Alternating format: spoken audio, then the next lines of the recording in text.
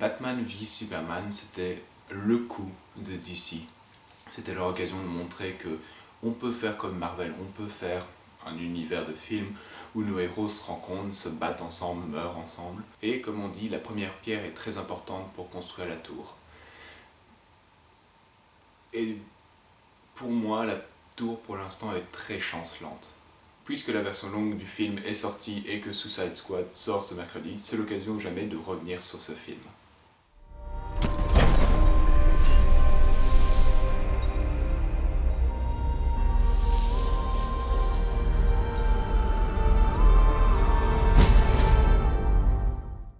Batman v Superman est réalisé par Zack Snyder, qui est un réalisateur très visuel. C'est un gars qui a déjà adapté pas mal de comics, et c'est un gars qui essaye vraiment d'avoir une touche visuelle. Il est rare qu'après avoir vu un Zack Snyder, on se dise bah, l'image était quelconque, parce que le plus souvent il lèche bien son image, que ce soit en montrant des choses extraordinaires ou alors avoir un style bien particulier. J'aime la plupart de ses films, mais je dois reconnaître que la plupart de ses films sont basiques.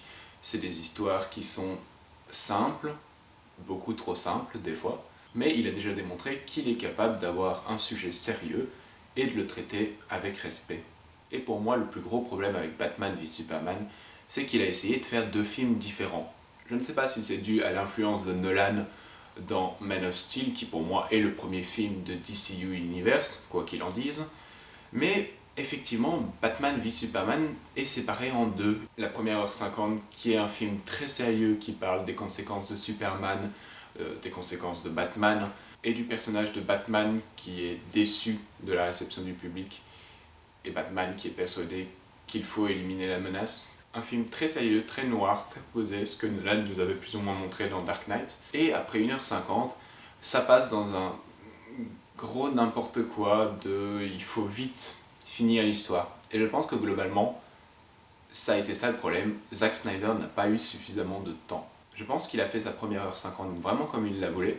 Puis les studios sont venus lui taper sur l'épaule et lui ont dit « Je te rappelle que tu dois finir le film pour qu'il ne soit pas non plus extrêmement long et que tu dois introduire tous les prochains films de notre univers d'ici. » Et c'est là où le film me perd. Quand je suis allé le voir au cinéma, je savais ce que j'allais voir. Je savais que j'allais voir un film qui essaierait de faire ce que Marvel avait fait en un seul film, que j'aurais un film qui introduit un nouveau Batman jamais vu et devait le rendre important, et que le film introduirait aussi Wonder Woman et essaierait de le rendre important. Ce que je savais pas en allant voir le film par contre, c'est qu'il voulait introduire tous les films de DC. Le film est très brouillon et il y a plusieurs histoires qui s'entreclashent sans avoir de conclusion satisfaisante. C'est parti. Batman v Superman commence à la fin de Man of Steel où on voit la destruction de Metropolis par les yeux de Bruce Wayne, alias Batman, qui parcourt la ville en train d'être anéanti pour sauver ses collègues un peu cons qui décident d'attendre son appel avant d'évacuer le building. Suite à cette énorme catastrophe, Bruce Wayne se rend compte que Superman pourrait être une menace. Et le monde entier s'en rend compte. Et il y a effectivement le gouvernement qui commence à poser des questions sur Superman est un surhomme et il vit parmi nous. Est-ce que nous ne devrions pas retenir Superman, lui mettre des lois et l'empêcher de faire tout ce qui lui plaît? Superman est accablé par la réception du public et essaie de faire son possible pour sauver les gens comme il l'a toujours fait. Mais un patron d'industrie scientifique décide de lui mettre des bâtons dans les roues, brûlant les cadavres sur place et utilisant une actrice pour accabler Superman. Il fait croire qu'il a tué et brûlé avec ses lasers des multitudes de gens en Afrique. Et je m'arrête tout de suite là, parce que j'ai déjà perdu certaines personnes qui me diront « Comment tu sais ça? Ce n'est jamais dit dans le film. » Et je rappellerai que j'utilise la version longue qui vient de sortir, où le studio a décidé de remettre plusieurs scènes, et principalement dans la première heure 40 du film, qui étaient extrêmement importantes. Et encore une fois, ils n'auraient pas dû faire une version courte. Ils auraient dû sortir ce film de 3 heures dans le cinéma. Je comprends pourquoi ils l'ont enlevé par contre. C'est des scènes assez dures, assez cruelles, mais sacrément importantes à l'histoire. Il y a donc cette scène qui explique bien que des gens sont venus avec des lance-flammes et ont brûlé des gens dans la rue, et on a même des images très explicites où on voit les cadavres joncher la rue et qu'on peut comprendre l'horreur de l'Amérique en se disant que c'est Superman qui a fait ça. On a plusieurs scènes de développement de personnages de Superman où on voit ses réactions, ce qu'il en pense, ses discussions avec Lois, ses réactions par rapport aux destructions, par exemple par rapport à l'attentat du Capitole. Et c'était des scènes très importantes et très fortes. C'est bête à dire, mais c'est peut-être même les scènes les plus fortes du film qui ont été enlevées dans la version courte.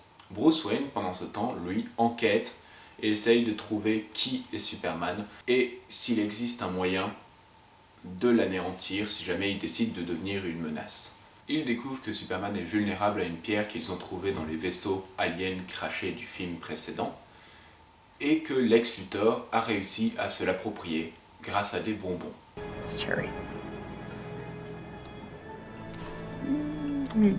Alors qu'un attentat au Capitole survient et que Superman est porté disparu depuis, Batman décide de s'entraîner, de faire une arme de la pierre après l'avoir volée à Lex Luthor, et décide de se battre contre Superman. Pendant ce temps, Lex Luthor a kidnappé la mère de Superman et le force à tuer Batman s'il veut que sa mère survive. S'ensuit le combat que tout le monde voulait voir et qui est tout à fait correct, ni trop long parce que ça aurait pu vite devenir très répétitif. Je vais te tuer. Bombe! Ah, tu prends cher. Le gaz n'a plus l'effet. Oh oh. Avant de le tuer, Batman comprend enfin la situation et décide d'aller sauver la mère de Superman pendant que lui s'occupe d'une nouvelle menace libérée par Lex Luthor, un hybride entre son sang et le cadavre de Zod. Après avoir sauvé la mère de Superman, Batman s'en retourne aux côtés de Superman, accompagné de Wonder Woman. C'est vrai qu'il y a Wonder Woman dans ce film. Et Superman se sacrifie pour tuer cette monstruosité. Ou du moins peut-être. Voilà. Comme je l'ai dit, la première heure 50 de film me plaît.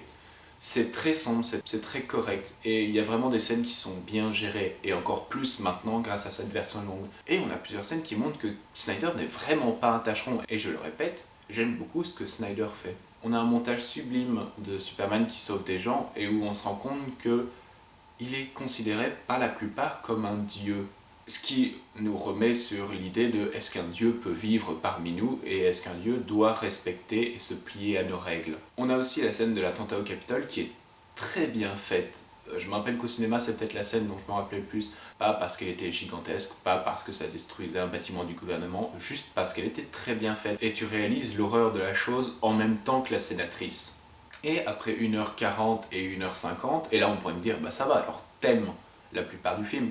C'est rappelé que je parle de la version longue, donc qui dure 3h10, donc 1h50 c'est la moitié. Après 1h40, 1h50, le film me perd complètement.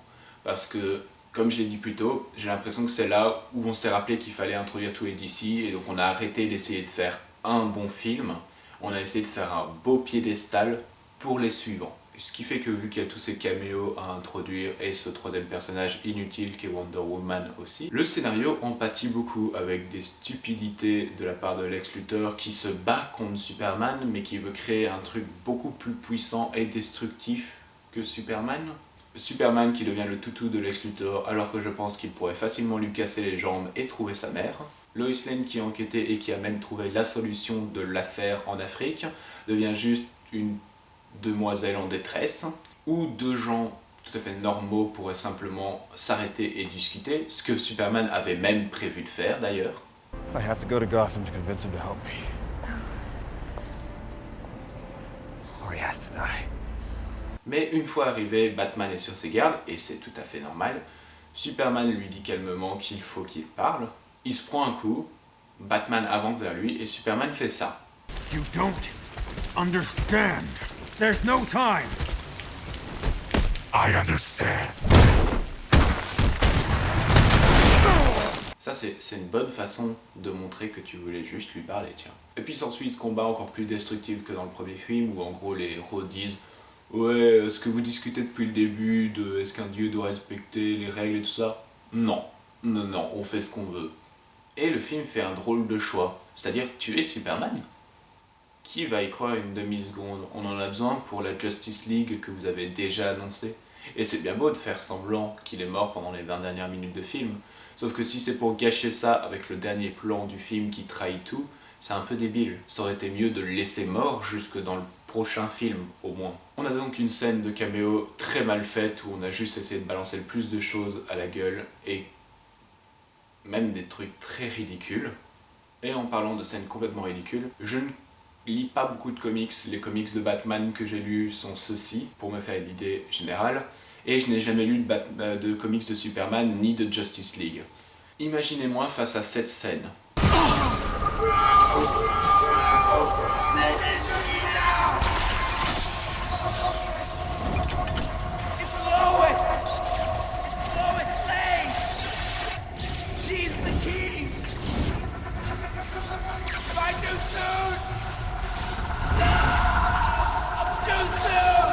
En plus d'être franchement ridicule, comment voulez-vous que je comprenne quoi que ce soit à cette scène? Et c'est là encore une fois le problème, c'est qu'ils veulent faire des suites. Donc, il y a plein de scènes dans Batman vs Superman qui ne veulent rien dire tant qu'on n'aura pas vu les films suivants. Sauf que comme ça, sans bande-annonce, j'ai envie de voir aucun des films suivants. Wonder Woman n'est pas assez introduit pour que j'ai quoi que ce soit d'intéressant à dire. De Flash a une scène ridicule et je ne connais rien du personnage. Aquaman,